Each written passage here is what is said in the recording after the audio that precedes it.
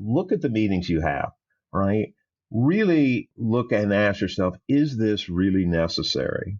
And if the answer is to no, figure out how to get less meetings, but run better meetings. And that really would be what I'd be worried about in a company is can we get the meetings that need to run better and ultimately impact the culture.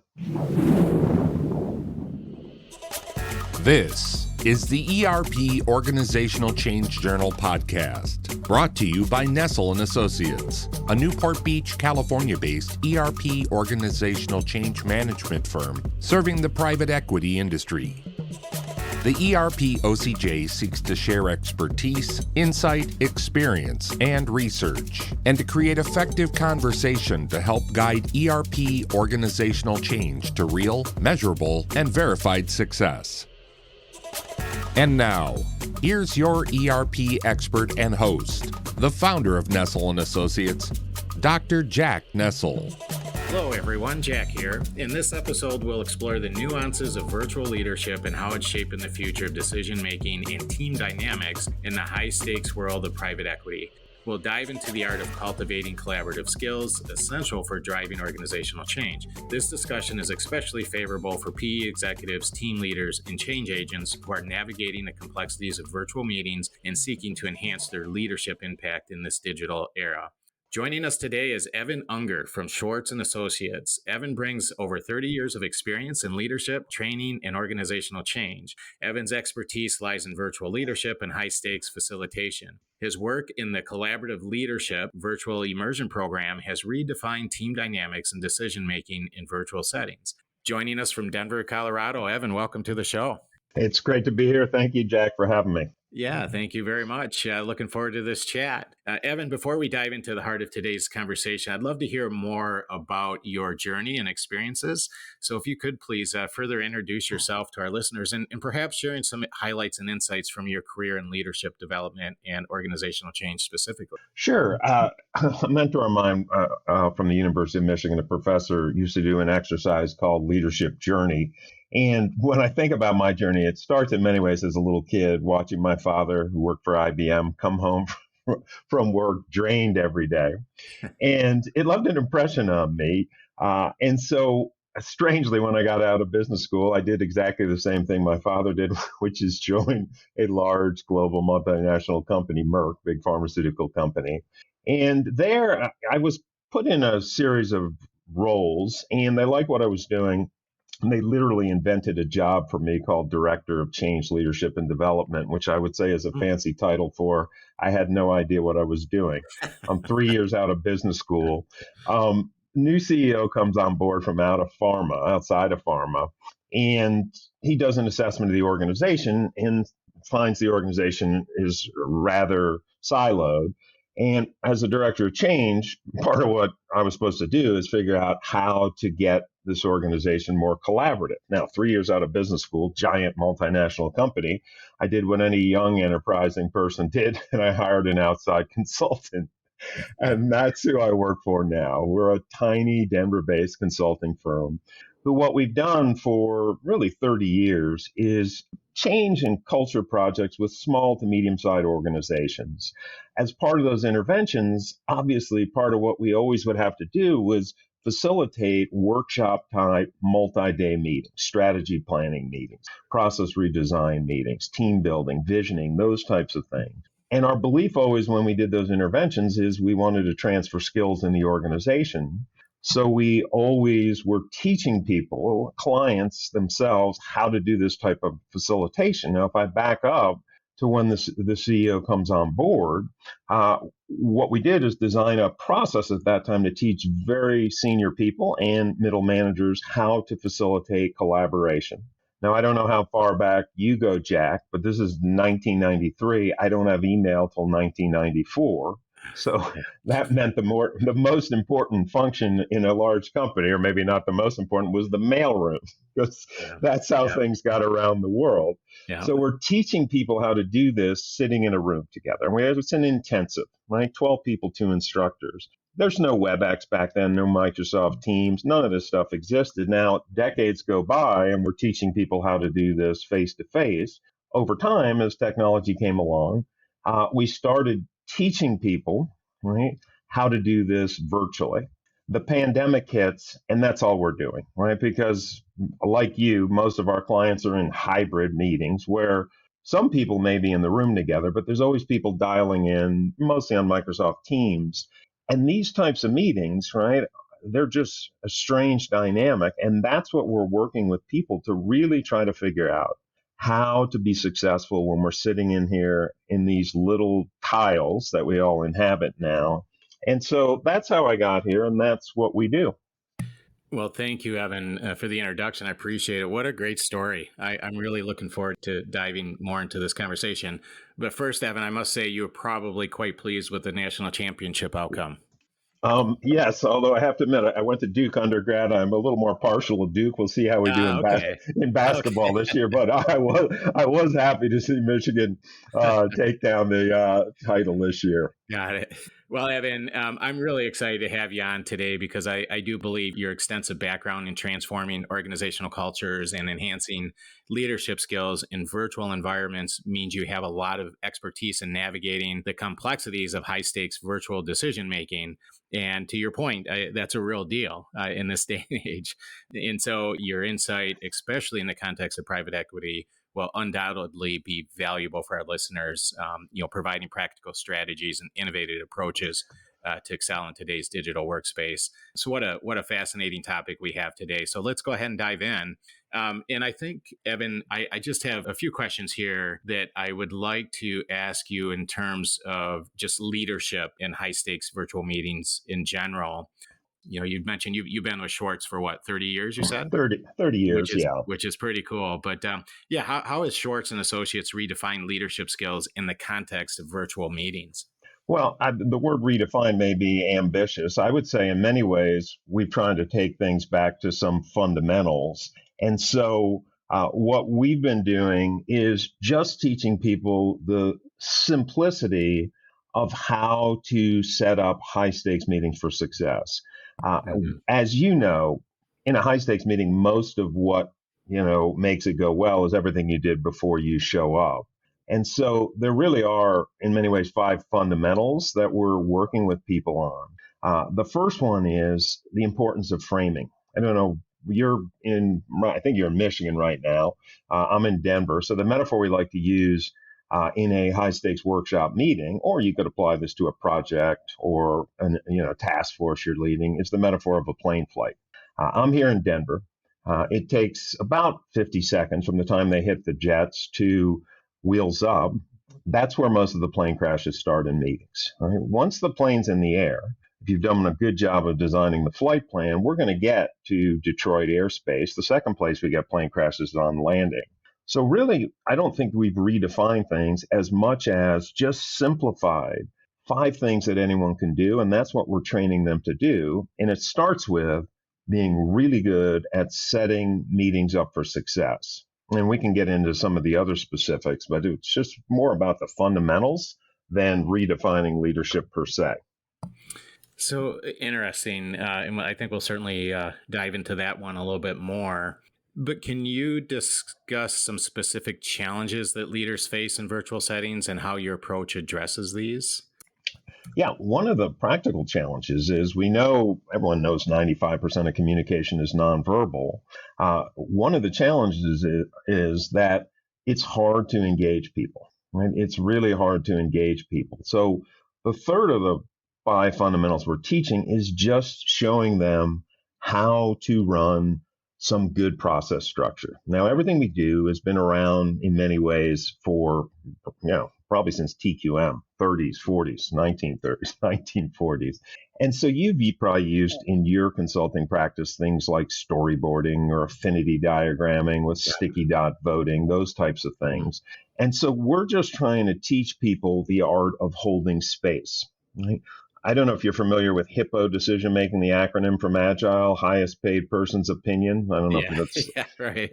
I mean, we know that it can often be the senior people who have strong opinions, who could, frankly, be quite intimidating, when the most junior people closest to the work, right, or they could be, right, from a diversity inclusion program, people of color, right, or introverts or people speaking English as a second or third language who have exactly the expertise to help the hippos Hmm. make better decisions, but people never say anything, right? So we're showing people how to engage fully the voices of everyone. So while I wouldn't call this a DEI program because it's not, it is definitely a diversity and inclusion program in the sense that you're learning how to tap those voices of the people who may well know exactly what the hippo or hippos need to know to make a better decision. Yeah.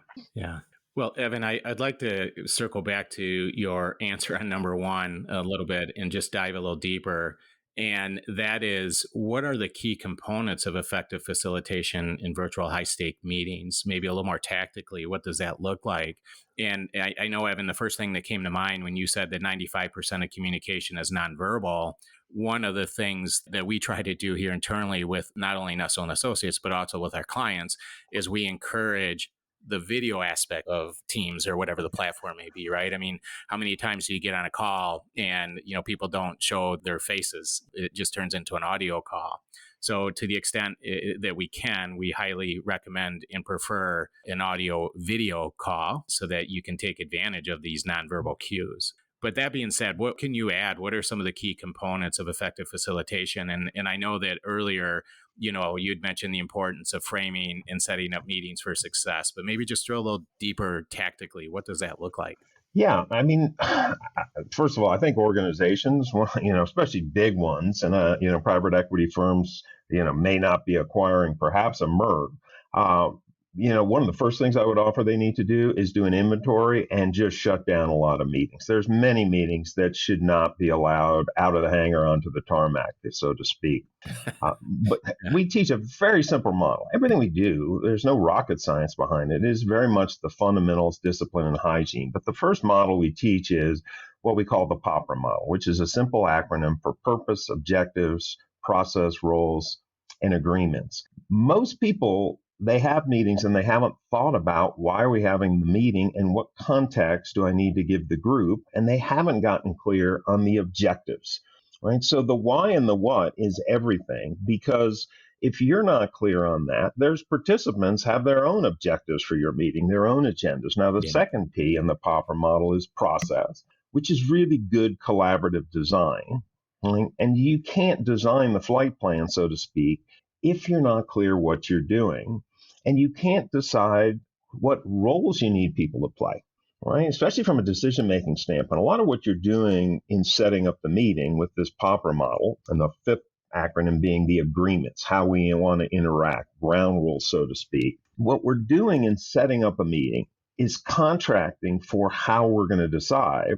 And I'd say one of the problems in meetings from a decision-making standpoint is we go in our meetings fuzzy or implicit who the ultimate decision maker is, even if we'd always like to reach consensus. But what are we going to do if we can't reach consensus? Who's deciding?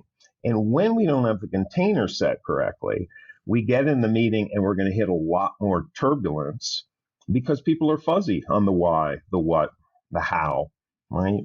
Who's going to do what to whom and in what way we need to interact. And so that's the simplest thing, is to have a lot more discipline on the front end of the meeting, and all that needs to be figured out before you show up. Yeah, I like that, Evan, having that discipline on the front end of the meeting. And to your point, understanding going into the meeting, here's my purpose, the objectives, here's my roles, here's our key decision or the agreements that we have to make. But obviously that's a major part of the equation. And we've been in meetings before where they take that deliberate intent on the front end of the meeting to establish those points, but they don't execute against that, right? Next thing you know, you get into a meeting and it goes into a tangent. So I think that establishing that purpose, objectives, process, roles, and agreement is certainly, like you said, that's a place to start on the front end. But then to make sure and have the leadership and the ability to keep it on the rails is another thing, isn't it? Well, without question. And that's the second of the 5 core things we're teaching people, is the art of what real facilitation looks like. Now, if I have the contract, this popper in place, to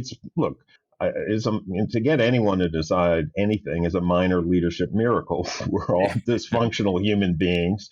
Yeah. We have egos, right? We have opinions. And so once we have that contract for the meeting, the second thing we got to help people to do is understand what elegant facilitation and collaboration looks like. Now, there's many ways to lead, right? And many definitions of leadership. One of the simplest ones we use is to just think about our leadership on a continuum, where you could run a meeting, and often senior people, they have strong opinions and they run the meeting where they are the expertise and they're leading with a lot of their expertise and their opinion, which can suppress conversation. And they're ultimately deciding for the group and presenting their decision at the group. Now, that's one extreme. Now, the other side of the continuum is, even though they have strong opinions, they could remain completely neutral on what the group decides, how we're going to allocate capital next year, right? What the design of the system looks like. And they are an expert in collaboration, an expert in process structure, an expert in facilitation, right? That side of the continuum, and that's what we're teaching, pure collaborative leadership, requires the ability to know how to handle senior people. And there is a model, right, we practice over and over for how to intervene. Sometime with the hippos, right? And it could be anyone, right? There's people who are just incredibly skilled at creating confusion, turbulence in a meeting. So the second of the 5 core things is how to handle challenging people when you're facilitating. And when we realize we don't have to have all the expertise, right, to help a group, what we have to be is an expert in facilitation. It really lights go on for people because they start realizing, if I have the right experts and I bring the right process and we have the right purpose and objectives, and that's how I get a group to lead. Because what do we want from our teams? We want the best decision.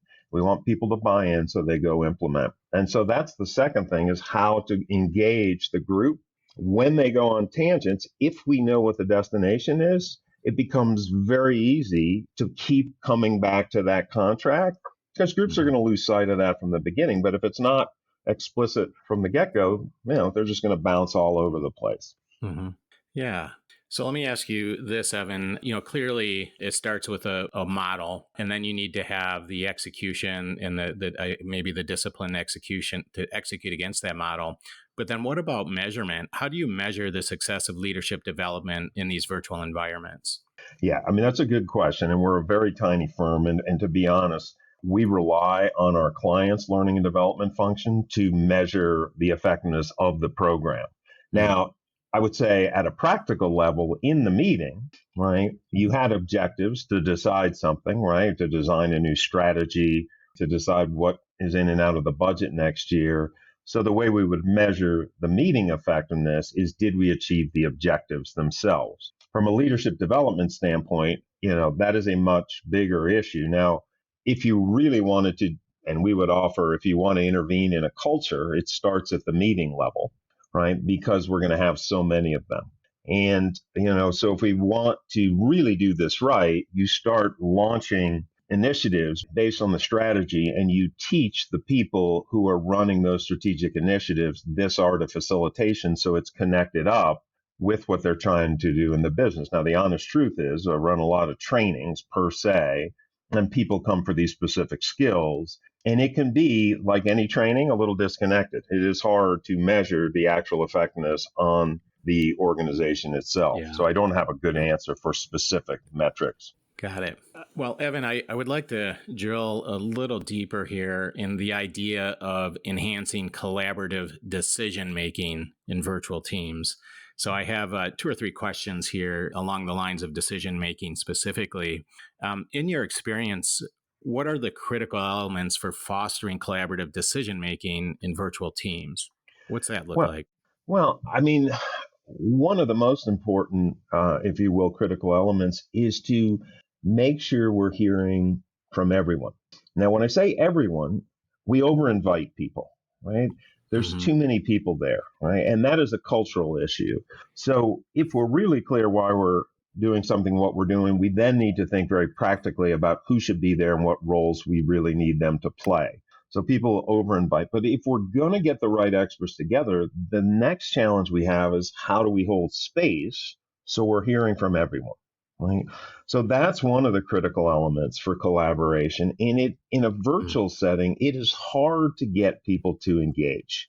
It is really hard, especially if there's mixed hierarchy. And people are always going to be, the political dynamics are always going to be there. just as for your listener, a very simple tool in a virtual environment. And it sounds, obvious.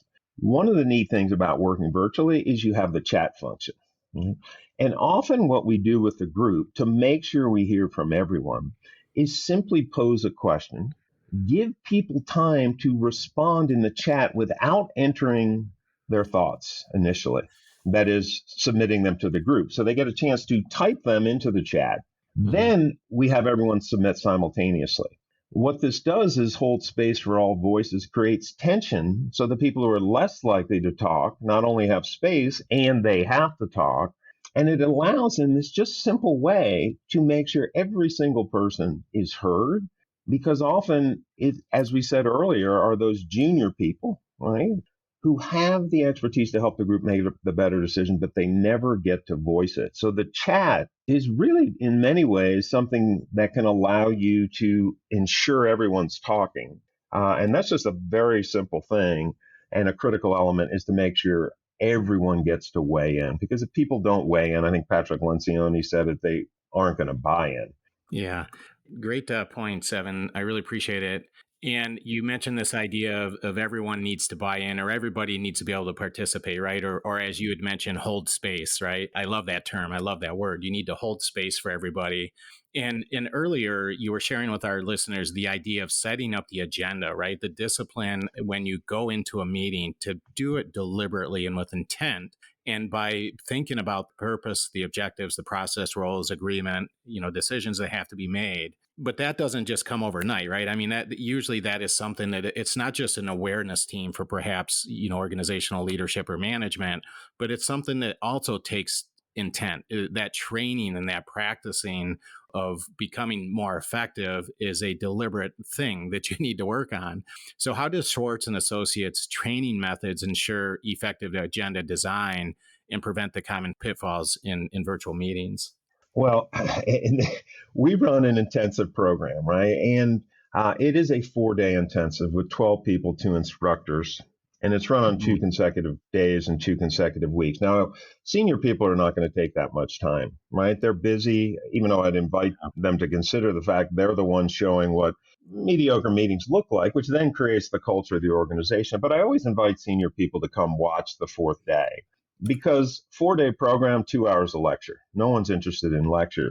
The program itself is all practice. And, sometimes a senior person will come observe for a few hours and say, I love this.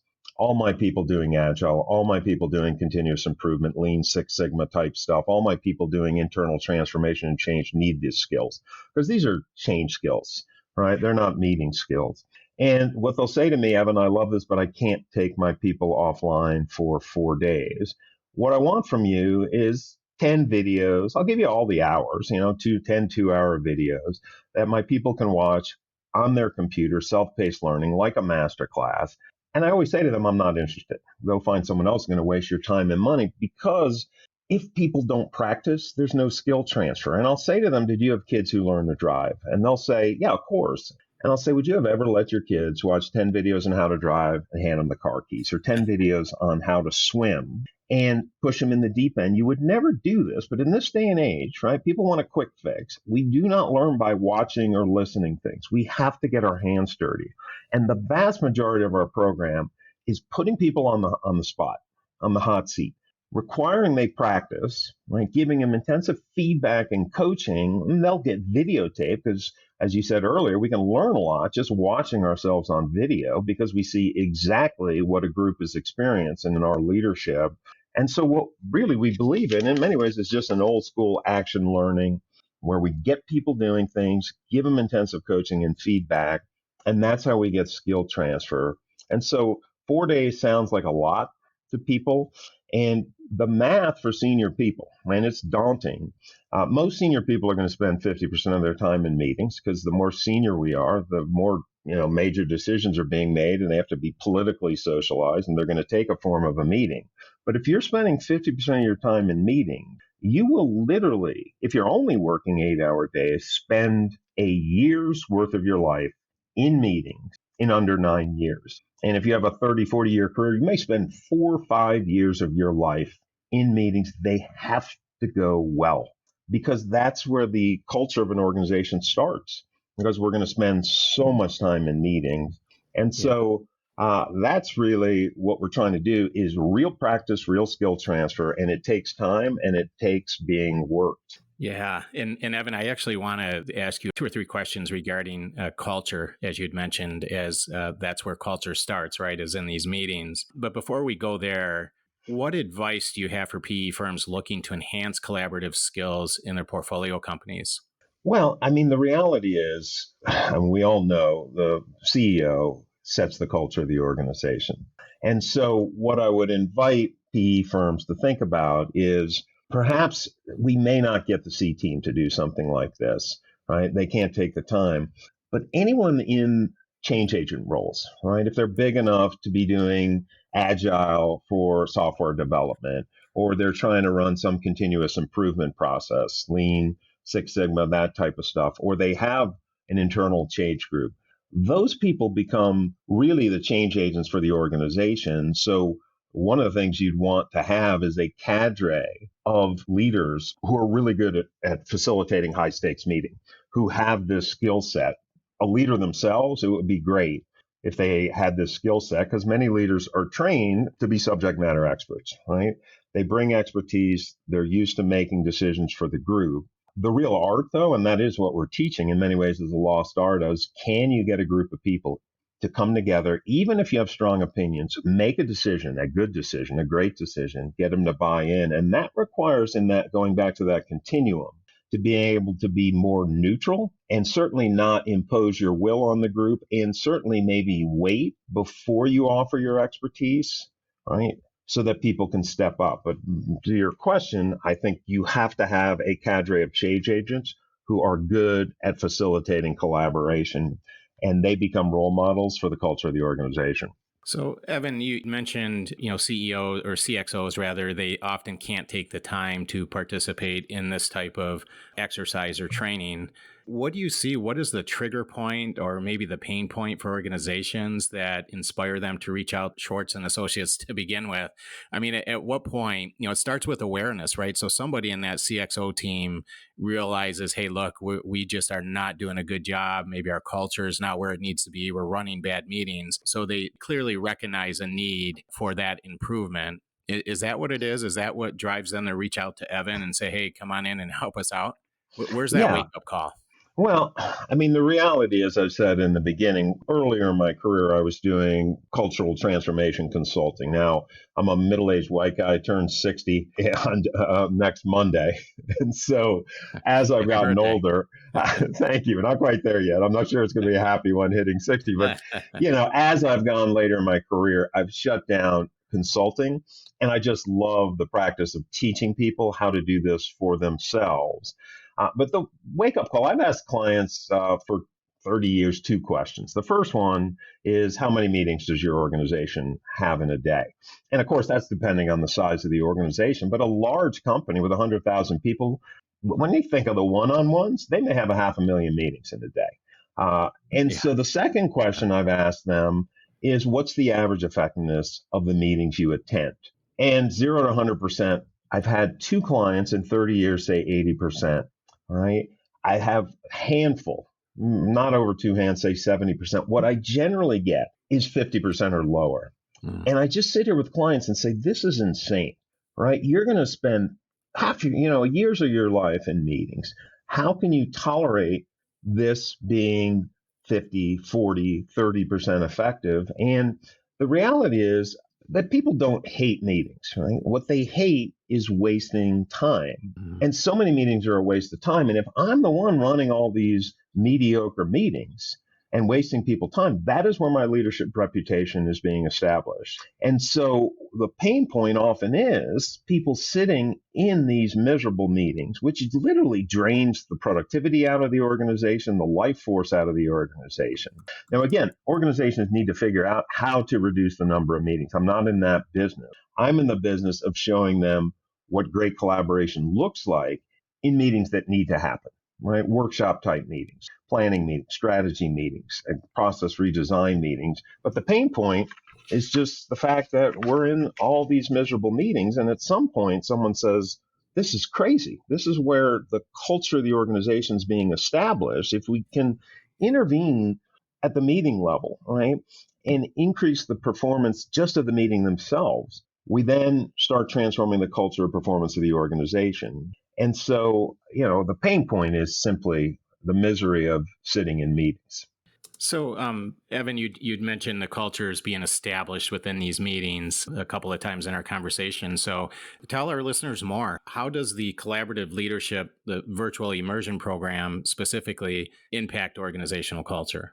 Well, when we've done this as a broader cultural intervention, the truth is we've started with the C team and trained them with these skills, right? Because they are the role models for what collaboration looks like broader in the organization. Everything rolls downhill. And then we'll begin training the next level and the skip level down.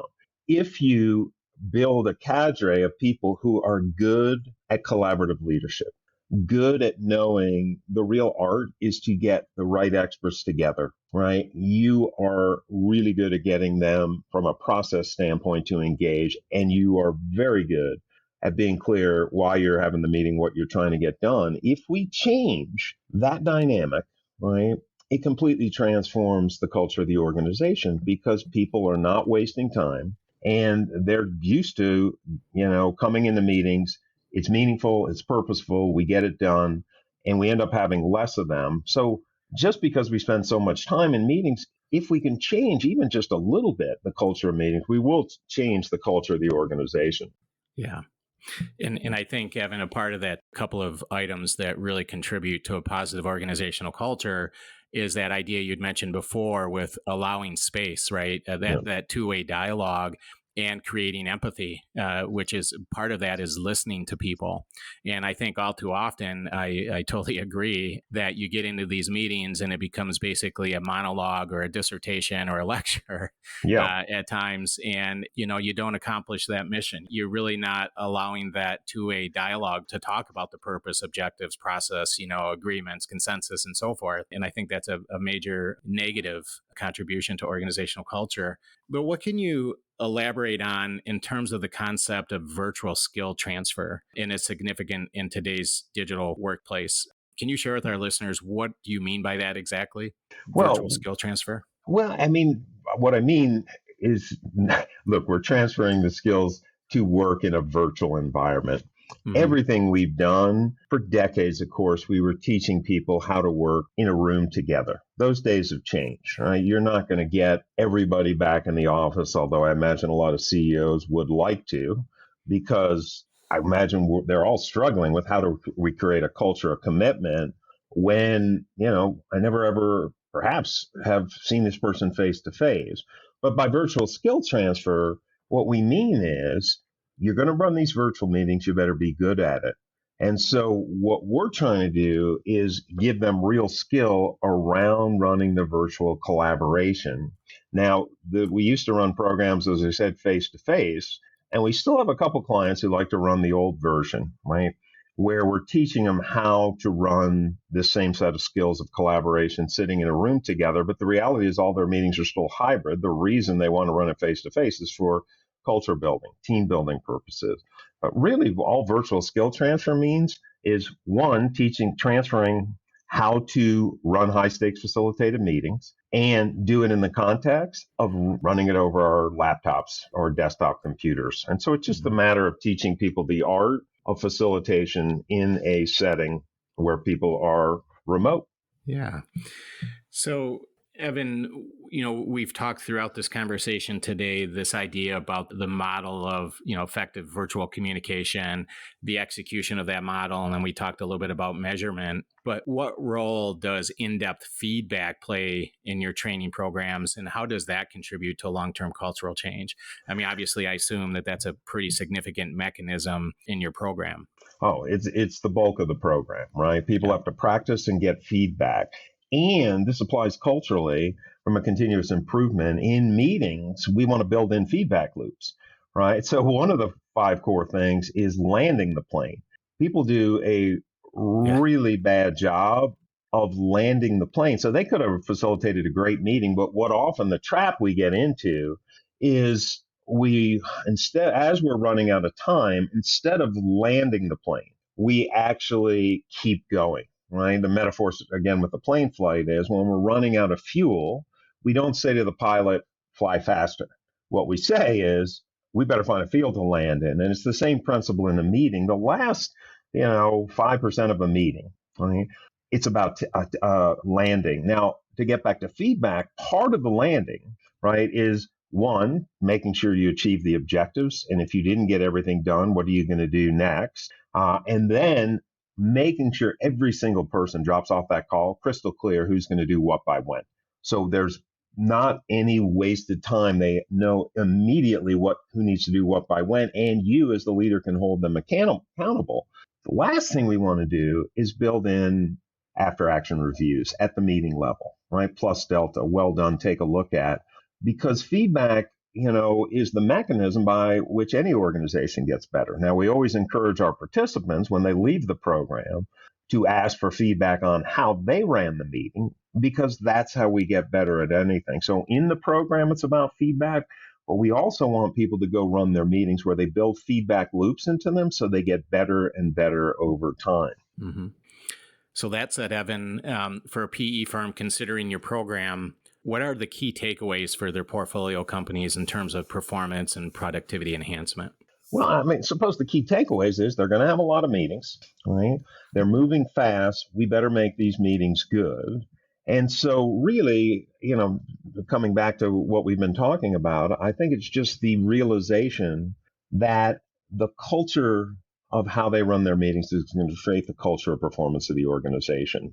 And so PE firms need to think about the fact that their leaders are the ones who are modeling the culture for the organization. And if you want them to create a collaborative culture, they need the skills to know how to engage a group. And that's really what I think a lot of PE firms probably need to think about is the performance of the organization. And we all know a big part of that is cultural. Yeah. And I imagine PE firms are trying to figure out how to change the culture of the organization that they have acquired or purchased. And again, it starts at change the way we run high stakes meetings. Well, Evan, fun conversation. I have one more question for you, Evan. And as we wrap up this incredibly insightful conversation and a super cool and relevant topic for sure, I'd like to ask you for your golden nugget. Given that all we've discussed today, could you briefly summarize the key takeaways our listeners should remember? And based on these insights, what is the single most valuable piece of advice you would offer to our listeners as they navigate their own journeys in virtual leadership within a private equity space? What's that golden nugget you can leave for our listeners? Well, let's start with just the summary of really what the 5 fundamentals are. 1, this Popper model framing, right? 2, the art of facilitation, how to engage a group, how to handle challenging people. 3, how do we hold space? And there are tools and techniques to do that, which we're covering. 4, being very good at landing the plane. And 5, knowing most of a high stakes meeting is what happens before you show up. And so we're teaching people how to design. And I would say the golden nugget for PE firms is simply look at the meetings you have, right? Really look and ask yourself, is this really necessary? And if the answer is to no, figure out how to get less meetings, but run better meetings. And that really would be what I'd be worried about is in a company is can we get the meetings that need to run better, Sure, and ultimately impact the culture. Well, as promised, that wraps up another insightful episode. Today, we've explored the critical elements of virtual leadership within the private equity sector, thanks to our guest, Evan Unger. From understanding the nuances of leading high-stakes virtual meetings to enhancing collaborative design making and driving organizational change, today's conversation has been packed with valuable insights. So thank you very much, Evan, for that. We appreciate it. I encourage all of our listeners to apply these strategies and concepts in your own ventures. Remember, the key takeaways from today's discussion can truly help you move the needle forward in your leadership journey and organizational growth. Whether it's rethinking your approach to virtual meetings or integrating innovative training methods, there's a wealth of knowledge here to leverage your success. Thank you so much today, Evan, for your time. I really appreciate it. Appreciate your dedication to your trade. But before we let you go, can you tell our listeners how they can get in touch with you? Sure, the easiest way is just to go to LinkedIn. There are not too many Evan Ungers. If you add Schwartz and Associates, you'll pull me up. You can access our website there, and we always invite organizations who are curious about this to send us really someone who's hard nosed, who knows the pragmatics of leading. And we're glad to always discount an initial seat just to get them to try it. And if they're curious, they can on our website grab my calendar if they think this is something of interest to them. We'd love to have them, and I appreciate, Jackie, giving me a little time here. Thank you. Oh, likewise. We really appreciate it, Evan. And for our listeners, we will have Evan's contact information as well in our podcast page. Evan, thank you again so much. I really appreciate your time. Be well, and we'll talk soon. Thanks, Jack. You bet. Thank you. Thank you for joining us for today's episode of the ERP OCJ podcast. This podcast is intended as a forum to study, share, and discuss ERP organizational change successes and challenges.